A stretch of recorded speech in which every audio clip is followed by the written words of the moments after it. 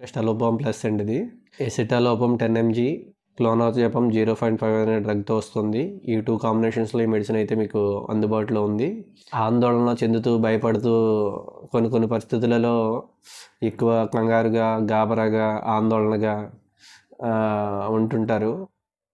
వాళ్ళు సరిగా నిద్రపోకపోవడం, లేకపోతే ఎక్కువ ఆలోచించడం, ఏదైనా హెల్త్ ఇష్యూస్ ఎక్కువ కాలం నుంచి ఉండడం వల్ల వాళ్ళు గాబరా చెంది తగ్గట్లేదనే ఉద్దేశంతో ఇంకా అదో రకమైన మైండ్ సెట్తో అదే ఆలోచిస్తూ అదే ప్రపంచంలో ఉండిపోయినట్టు ఉంటారు.